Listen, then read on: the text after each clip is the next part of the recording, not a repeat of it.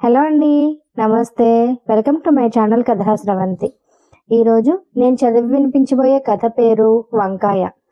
ఈ కథ 20 నవంబర్ 2022లో ఈనాడు మ్యాగజైన్లో ప్రచురింపబడింది. ఈ కథను ఎం ధనలక్ష్మి గారు రాశారండి. తాజా కూరలలో రాజా ఎవరండి, ఇంకా చెప్పాల వంకాయేనండి. చెవుల దగ్గర మోగుతున్న పాటకి విసుగు చిరాకులతో కూడిన కోపం వచ్చింది. అబ్బబ్బా అమ్మా, ప్లీజ్ కాసేపు ఆఫ్ చేయి ఆ పిచ్చి పాటల్ని, అరిచాను దుప్పట్లో నుంచి. అంతే, మరుక్షణం సౌండ్ ఇంకా పెరిగింది. ఖచ్చితంగా ఇది ఆ రాక్షసుడి పనే అయి ఉంటుంది. శాడిస్ట్, సైకో, కోతి. అరే అన్నయ్య, నేను ఇప్పుడు వచ్చానా? నీకు మరి ఫోన్ ఉండదు, తర్వాత నీ ఇష్టం అరిచాను వీలైనంత గట్టిగా. నోరు మూసుకుని ముందులే, వాడికి తర్వాత వార్నింగ్ ఇద్దువు గాని. నాకు వార్నింగ్ ఇచ్చింది అమ్మ, ఇక లేవక తప్పదు. నేను చెప్పానా ఈ పాటకి ఖచ్చితంగా లేస్తుందని అరుస్తున్నాడు మా ఇడియట్. వెనక నుంచి ఆనందంగా, అసలు ఎవరా పాట రాసిన రచయిత? ఇంకేం దొరకలేదా వంకాయ తప్ప? ఎప్పుడైనా తిన్నారా వంకాయ కర్రీ? అదే నేనైతే వంకాయ ప్లేస్లో బెండకాయ పెట్టి రాసేదాన్ని. అయినా వంకాయతో నా శత్రుత్వం ఈనాటిది కాదు, ఏళ్ల నాటిది. నా చిన్నప్పటి నుంచే మొదలైంది యుద్ధం. ఎందుకో తెలియదు కానీ వంకాయ కూర అంటే పిచ్చి మా తాతయ్యకి. అదే లెవెల్లో, అంటే 4 సెంట్లున్నర మా పెరడంతా వంకాయ మొక్కలతో నింపేశాడు. ఇక అప్పటి నుంచి వారంలో 6 రోజులు 12 పూటలు మా ఇంట్లో వంకాయే. చిన్నప్పటి నుంచి వంకాయల్ని చూసి చూసి వాటి మధ్యలోనే ఉండి అవే తిని పెరిగినందుకు వంకాయ పేరు వింటేనే ఒళ్ళు మండే స్థాయికి వచ్చేసాను నేను. అమ్మ ఆ కూర వండినప్పుడల్లా నాకు ఉపవాసమే. కేవలం ఉపవాసమే అయినా బాగుండేది. తిననందుకు నాన్నతో దెబ్బలు, నాన్నమ్మ ఉపన్యాసాలు. నా బాల్యమంతా ఇలానే గడిచిపోయింది. ఇప్పుడు తలుచుకుంటుంటే నా మీద నాకే జాలేస్తోంది. చీ, అంతా వంకాయ వల్లనే. మధ్యాహ్నం కిలోమీటర్ నడిచి స్కూల్ నుంచి ఆకలితో ఇంటికొచ్చి ఆవురావురమంటూ తినేద్దామని కంచం ముందు కూర్చునేసరికి ఎదురుగా గిన్నెలో వంకాయ సాక్షాత్కారంతో చప్పున చల్లారిపోయేది నా ఆకలి. ఎక్కడా లేని నీరసం వచ్చేసేది. ఆ టైంలో నాకే గాని మ్యాజికల్ పవర్స్ ఉంటే గిన్నెలో వంకాయ కర్రీని అబ్రకదబ్రా అంటూ బెండకాయగా మార్చేసేదాన్ని. కానీ ఏం చేస్తాం, అనుకున్నవన్నీ జరగవు కదా. నెలలో 20 రోజులు నా లంచ్ బాక్స్లో అదే కర్రీ కనిపించిన కారణంగా కాలేజ్లో ఉన్న నిక్ నేమ్ వంకాయగా స్థిరపడిపోయింది. ఫ్రెండ్స్, సీనియర్స్, జూనియర్స్, ఆఖరికి సార్స్ కూడా అలానే పిలిచి పిలిచి నా అసలు పేరు మర్చిపోయే స్థాయికి వచ్చేశారు. అసలే కోతి, ఆ పైన కళ్ళు తాగింది, నిప్పు తొక్కింది అన్నట్టు తయారైంది నా పరిస్థితి. నాకు ఆ పేరంటేనే చిరాకంటే అదే నా పేరు చేశారు ఈ పిచ్చి మొహాలు. నేనే కానీ ప్రధానమంత్రిని అయితే ఫస్ట్ వంకాయల్ని పూర్తిగా బ్యాన్ చేసేదాన్ని. లేకుంటే కనీసం మా ఫ్యామిలీని వంకాయలు లేని ఊరికైనా తీసుకువెళ్ళి వదిలేసినా సరిపోయేది. నా తలనొప్పి తగ్గేది. వంకాయలు వంకాయలు వంకాయలోయ్, ఈ విధంగా సాగిస్తూ ఇంటి ముందు నిలబడింది కాంతమ్మ. ఇదొకటి, ప్రపంచంలో ఇంకేం దొరకనట్టు ఎప్పుడు అవే అమ్ముతుంది. పొరపాటున ఎప్పుడైనా పెరట్లో వంకాయలు లేకున్నా రెడీమేడ్గా అందిస్తుంది. ఏంటో అందరూ నాకు శత్రువులే. ఏంటి వందనమ్మా, కావాలా వంకాయలు? పిచ్చి కోపం వచ్చేసింది నాకు. అక్కర్లేదమ్మా, మా పెరడంతా అవే. కావాలంటే 10 బుట్టలు నువ్వే తీసుకెళ్ళు, కొబ్బరికాయ కొడతాను నీకు చెప్పేసి వెనక్కి తిరిగేసరికి 2 నిమిషాలు లాగింది నా గుండె. పెద్ద గిన్నె నిండా, చేతులు నిండా వంకాయలతో వస్తూ కనిపించారు నాన్న.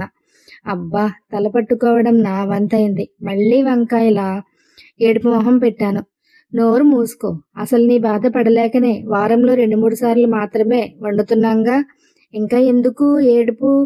లేకపోతే వారమంతా అవే వండి వంకాయ వారోత్సవాలు చేసుకోండి అనాలనిపించిన మళ్ళీ వంకాయలు, వాటి వల్ల లాభాలు. పుస్తకం చదువుతారేమో అని ఊరుకున్నాను. రిలాక్స్ బంగారం, లంచ్ స్పెషల్ ఏంటో తెలుసా? ఊరిస్తున్నట్టు అడిగాడు మా ఇడియట్. ఏంటి అని ఆలోచించేంతలోనే బిర్యానీ, మసాలా వంకాయ. హా? ఒక దీర్ఘ నిట్టూర్పు వదులుతూ, సూపర్ కాంబినేషన్ కదా. సగం మూసిన కళ్ళతో అప్పుడే తినేస్తున్నట్టు ఫీల్ అయిపోతూ పిచ్చి ఎక్స్ప్రెషను వీడు. వద్దా? పోనీ గుత్తొంకాయ నా చేత్తో స్వయంగా చేస్తా. మన రూమ్లో పెడితే మా ఫ్రెండ్స్ ప్లేట్లు కూడా తినేశారు తెలుసా. ఉఫ్, సొంత డప్పు వాయించుకోవటం అంటే ఇదే. నిజంరా, అందరూ చాలా బాగుందన్నారు. హే, నీకేం పట్టింది? మసాలా వంకాయేనా, గుత్తి వంకాయేనా? ఏదైనా వంకాయతోనేగా చేసేది. అలా కాదే, నీకెలా చెప్పాలి? చెప్తా, గాట్ ఇట్. ఇప్పుడు ఎవరైనా అమ్మాయి ఉందనుకో, ఎప్పుడు అలాగే ఉన్నా ఒక్కో డ్రెస్లో ఒక్కోలా కనిపిస్తుంది కదా, అలాగన్నమాట. కళ్ళెగరేశాడు. అర్థమైంది, క్లియర్గా అర్థమైంది. ఏంటి, వంకాయ వేరు గుత్తి వంకాయ వేరనా? కాదు, నువ్వు పుస్తకాలు వదిలేసి అమ్మాయిల్ని వాళ్ళ డ్రెస్సుల్ని పరిశీలించడం మొదలుపెట్టావని. ఆ నోటిని అరచేత్తో మూసుకుని కళ్ళు తాటికాయలంత చేశాడు. నవ్వాగలేదా ఎక్స్ప్రెషన్కి? చీచీ, ఏం మాటలే అవి. అమ్మ నాన్నలున్నారన్న బుద్ధి లేకుండా తల కొట్టుకున్నాడు. అయితే వాళ్ళు లేనప్పుడు అడగొచ్చు అన్నమాట. నీకు దండమే తల్లి, రెండు చేతులు జోడించాడు. నువ్వు వంకాయ తినకు, నన్ను తినకు, లోపలికి వెళ్ళిపోయాడు వేగంగా. లేకపోతే నాతో పెట్టుకుంటాడా? ఇంకోసారి ఇలాంటి పిచ్చి సలహాలు ఇవ్వడు. ప్రతి ఒక్కరూ సలహాలు ఇచ్చేవాళ్లే. అది గొప్ప ఈజీ కదా. మొన్న కవితక్క పెళ్ళికెళ్ళినప్పుడు కూడా అంతే. భోజనాల్లో ఎన్నో వెరైటీలు ఉంటాయని ఆశగా వెళితే అక్కడ కూడా వంకాయ మాత దర్శనమే. అదేం పిచ్చో, వంకాయ బజ్జీ, మసాలా వంకాయ, వంకాయ చట్నీ, ఆలు వంకాయ. ప్రాణం ఉస్సూరుమంది. అవన్నీ చూడగానే ఆకలి రివ్వున గాల్లోకి ఎగిరిపోయింది. క్షుద్బాధతో నేనేడుస్తుంటే అదేమన్నా విషమా? తింటే చచ్చిపోతావా ఏం? అయినా నిన్ను కాదు, మీ అమ్మ నాన్నలను అనాలి. చిన్నప్పుడే 4 తగిలించి మరీ తినిపించకుండా ఊరుకున్నందుకు. ఈ కాలం పిల్లలే అంతా అన్నింటికీ వంకలు పెడతారు. ఏదైనా గట్టిగా అంటే మళ్ళీ అలకలొకటి. ఇలా ఒక్కొక్కరు ఒక్కొక్క స్టేట్మెంట్ ఇచ్చారు. వాళ్ళలా అందరి ముందు తిడుతుంటే ఎంత ఏడుపొచ్చిందో. అంతా ఈ వంకాయ వల్లనే. ఎలా వీటిని పూర్తిగా లేకుండా చేయాలి? దొంగ అవతారం ఎత్తి ఉన్న మొక్కలన్నిటినీ పీకి దూరంగా పాడేస్తే. వద్దులే, దొరికిపోతాయి ఇక అంతే. లేకపోతే సైంటిస్టునయ్యి వీటిని శత్రువుల్ని తయారు చేస్తే మనకంత ఓపిక ఎక్కడిది? ఉన్న పుస్తకాలు చదివి పరీక్షలు రాయడమే కష్టమంటే ఇక కొత్త వస్తువులు తయారు చేయటం, ఇది అవుట్ ఆఫ్ సిలబస్. వందన, మధ్యాహ్నం సంగతి ఏంటి? అరిచింది అమ్మ లోపలి నుంచి. Omelette, hot omelette with onions. దేవుడా, చచ్చిపోతున్నా, ఒక్కొక్కరికి ఒక్కోటి వండటానికి. అందుకే రేకేసినట్టు ఆగిపోయింది. అందుకే నీకు ఇక ఒక ఇల్లు ఉందనుకో. మళ్ళీ ఆపింది. అంటే ఏంటమ్మా, ఇప్పుడు నేను కొత్త ఇల్లు కట్టుకోవాలా? ఏం అర్థం కాలేదు నాకు. ఎందుకమ్మా డొంక తిరుగుడంతా? మరేం లేదే, నాన్న నీకు ఒక సంబంధం చూశారు, టక్కుని చెప్పేశాడు అన్నయ్య. నాకా? ఆగాగు, అప్పుడే ఆశ్చర్యపోకు. వాళ్ళు రేపే వస్తున్నారు. రేపా? ఏంటి షాకుల మీద షాకులు? ఆగమన్నానా? మా అందరికీ వాళ్ళకి ఓకే అయిపోయింది కూడా. ఇప్పుడు తిరిగ్గా ఆశ్చర్యపో. మీరేం చేసినా నా మంచి కోసమేగా. అంతా మీ ఇష్టం అనేసి తలదించుకోవాలా? ఇప్పుడేం చెప్పక్కర్లేదులే, రేపు వాళ్ళు వచ్చాక చెబుదువు. నాన్న గొంతులో కఠినత్వం నన్ను ఇంకేం మాట్లాడనివ్వలేదు. మాకు లైఫ్ గురించి ఎన్నో గోల్స్, కానీ వీళ్ళ గోల్ పెళ్ళి ఒక్కటే. ఇంకేం చేస్తాం, చూద్దాం. పెళ్లి చేయటం ఎంత కష్టమో తప్పించడం అంత ఈజీ అని మాకు తెలియదు మరి అలా ఏడుపు మొహం పెట్టి కూర్చోకుంటే తలపైకెత్తి అబ్బాయిని చూడొచ్చుగా. వెనక నుంచి పొడిచింది నానమ్మ. ఏం, నేనెందుకు చూడాలి? నేనేమైనా వాడిని పెళ్లి చేసుకోబోతున్నానా? నేను చూడనంటే చూడనంతే.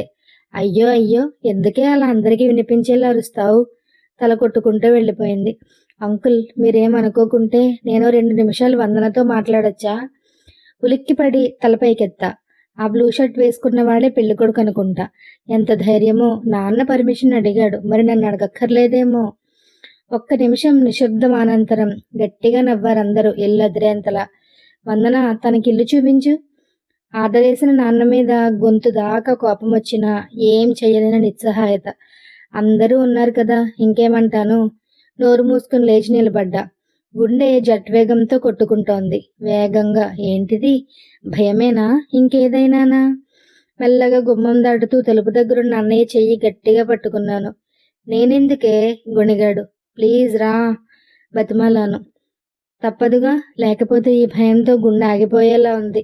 పద, నవ్వుతూ నా భుజం చుట్టూ చెయ్యేశాడు. ఇప్పటి వరకు హెచ్చించిన గుండె వేగం కాస్త నెమ్మదించింది. లోపలికి రండి, అదే పెరడు ఆహ్వానించాడు.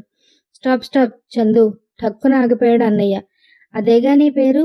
నేనైతే నిన్ను చందు అని పిలుస్తా. నువ్వు కూడా చక్కగా నన్ను గౌతమ్ అని పిలువు. ఈ అండి, గారు లాంటి పదాలు వాడొద్దు. స్నేహపూర్వకంగానే ఉన్నాయి ఆ మాటలు, ఆజ్ఞలా అయితే లేవు. అన్నయ్య మొహంలో ఏదో సంతృప్తి. అన్నయ్యకి కూడా నచ్చేశాడా ఏంటి? అసలే ఎలా ఈ సంబంధం వదిలించుకోవాలా అని నా బాధలో నేనుంటే, వీడేమో అందరినీ ఇంప్రెస్ చేసేస్తున్నాడేంటి? అయినా నువ్వంత గౌరవం ఇవ్వటానికి ఇదేం అరేంజ్డ్ మ్యారేజ్ కాదులే. మరో బాంబు పేల్చాడు. ఏంటి? అన్నయ్య షాక్ అయి నా వైపు చూశాడు. నేను అంతకంటే పెద్ద షాక్లో ఉన్నాను. వెయిట్ చందు, కేవలం నా వైపు నుండి మాత్రమే, వందనకి ఏమీ తెలియదులే. Thank God. ఇప్పుడు కుదుటపడ్డాను, కానీ ఇంకా అయోమయంగానే ఉంది. నిజం వందన, నాది 5 ఏళ్ల ప్రేమ తెలుసా? నా వైపు చూశాడు. మరి నాకేంటి? ఈ ముఖాన్ని ఇంత ముందు చూసిన గుర్తు కూడా రావటం లేదు. మనిద్దరం ఒకే కాలేజ్, నేను నీ సీనియర్. ఒక్కో బాణం వదులుతున్నాడు. నేను నీకు చెప్తానే అనుకో, నువ్వు ఠక్కున కాదనేస్తావు. నాకు ఆ నమ్మకం ఉందిలే. ఎంతో కష్టపడి నిన్ను ఇంప్రెస్ చేయాలి. నా టైం బాగాలేక అంతలోనే మీ వాళ్ళకి తెలిసిపోయిందనుకో, మళ్ళీ గొడవలు, తిట్లు. ఉఫ్, అందుకే షార్ట్ కట్ వెతుక్కున్నా. ఎలా ఉంది ఐడియా? నవ్వాడు భీముడిలా. నేను అన్నయ్య ఒకరి ముఖాలు ఒకరు చూసుకుని జాయింట్గా గౌతమ్ వైపు చూసాం అర్థం కాని ముఖాలతో. ఓకే, మరీ అలా పిచ్చివాణ్ణి చూసినట్టు చూడకండి. అన్న చెల్లెళ్ళిద్దరూ డైరెక్ట్గా పాయింట్లోకి వచ్చేస్తా. నిజం వందన, నువ్వంటే నాకు చాలా ఇష్టం. అందుకే పీజీ అవ్వగానే ఉద్యోగ ప్రయత్నాల్లో పడ్డా. ఇదంతా చెప్పి బలవంతంగా ఒప్పించాలని కాదు, కానీ ఎలా చెప్పాలో తెలియక ఆగిపోయాడు సందేహంగా. చెమటలు పట్టాయి. గడగడా వాగుతున్న గౌతమ్కి, అది వింటున్న మాకు కూడా. ఇలాంటిది నా లైఫ్లో జరుగుతుందని ఎప్పుడూ అనుకోలేదు. వందన, ప్లీజ్ ఓకే చెప్పవా? నాకు స్మోకింగ్, డ్రింకింగ్ లాంటి అలవాట్లు ఏమీ లేవు. మేలీగో ప్రదర్శించకుండా నీ ఇష్టాలకు, అభిప్రాయాలకు విలువ ఇస్తాను. ఏ కష్టం రానివ్వనని భవిష్యత్తు చెప్పలేకున్నా, వచ్చిన ప్రతి కష్టంలో నీతోనే ఉంటాను. ఆర్ద్రంగా వినిపిస్తోందా గొంతు. ఏంటి సందిగ్ధావస్థ? నాకేం అర్థం కావట్లేదు. అంత పిచ్చి పిచ్చిగా. ఎస్ అనాలని లేదు, నో అనాలని కూడా లేదు. నా మీద ఇంకా ఏవైనా సందేహాలుంటే మీ నాన్నని అడగండి. ఆయనేం ఆషామాషి కాదులే. ఒక కమిషన్ వేసి మరీ ఎంక్వైరీ చేసి అప్పుడు ఒప్పుకున్నారు పెళ్లి చూపులకి. నిస్సహాయంగా అన్నయ్య వైపు చూసా. తలూపాడు, తనకి ఓకే అన్నట్టు. మరి నా సంగతి ఏంటి? నాకే తెలియలేదు. రావందన, గౌతమ్కి తోట చూపిద్దాం, అన్నయ్య పిలిచాడు. అసంకల్పితంగా వాళ్లతో పాటు నడుస్తున్నా కానీ ఆలోచనలు ఎక్కడెక్కడికో వెళ్ళిపోతున్నాయి. గౌతమ్ నాకు నచ్చాడా? ఖచ్చితంగా నచ్చకుండా మాత్రం లేడు. నాన్న సర్టిఫికెట్ ఉందంటే అన్నింటిలో పాస్ చేయొచ్చు. కానీ మరి నా గోల్ అడిగితేనే కదా తెలిసేది. గ్రూప్స్లో నా గోల్ అనేసరికి ఇద్దరూ ఆగి నా వైపు చూశారు. అంటే ఫస్ట్ అటెంప్ట్లోనే వచ్చేస్తుందని కాదు, ఒక్కసారి ఫుల్గా హార్డ్గా ప్రిపేర్ అయి రాయాలని. అయితే అప్పటి వరకు పెళ్లి ఆలోచన పక్కన పెట్టాలా? చాలా మధురంగా ఉందా స్వరం. తలూపాను మౌనంగా. కష్టమే, అయినా ఇష్టమైన వారి కోసం తప్పదుగా. మనసు లోతుల్ని తాకిందా మాట. ఇంకా ఎస్ చెప్పకుండా ఉండగలనా? అన్నయ్యను చూసి నవ్వేశాను. ఓకేనా? ఆనందం పట్టలేనట్లు గట్టిగా అరిచేశాడు అన్నయ్య. బావా అంటూ ఒకరినొకరు హత్తుకున్నారు. నాకు ఆ దృశ్యం చాలా నచ్చింది. నేను చెప్పేసి వస్తా, లోపలికి పరిగెత్తాడు. థ్యాంక్ యూ వందన. అసలు నేను ఆగిపోయాడు మాటలు రానట్లుగా. నేనంటే నిజంగా ఇష్టమా? ఎందుకో అలా అడగాలనిపించింది. నిజంగా ఒత్తి పలికాడు. ఎంత? చాలా అంటే మళ్ళీ అడిగాను. చాలా అంటే ఆలోచిస్తూ, అదిగో ఆ వంకాయలంత ఇష్టం. ఎదురుగా ఉన్న వంగ తోటను చూపించాడు. గుండె గుబేల్మంది నాకు. దేవుడా, ఎంత నిర్దయుడివి! నీ గుడికి ఎప్పుడు రాలేదని ఇలా పగ తీర్చుకుంటావా? ఇక జీవితాంతం వదలదా వంకాయ? కర్మ కాకుంటే వీడికి వంకాయ పిచ్చేనా? వావ్, మీకు వంకాయ తోటే ఉందా? అయితే ఇల్లరికం వచ్చేస్తా. ఎంచక్క రోజు వంకాయ కర్రీ తినొచ్చు. ఆనందంలో గౌతమ్. తాజా కూరల్లో రాజా ఎవరండి పాటతో అన్నయ్య, ఏడుపు మొహంతో నేను. ఈ కథ గనక మీకు నచ్చినట్లయితే please like, share and subscribe my channel. Thank you so much for listening friends.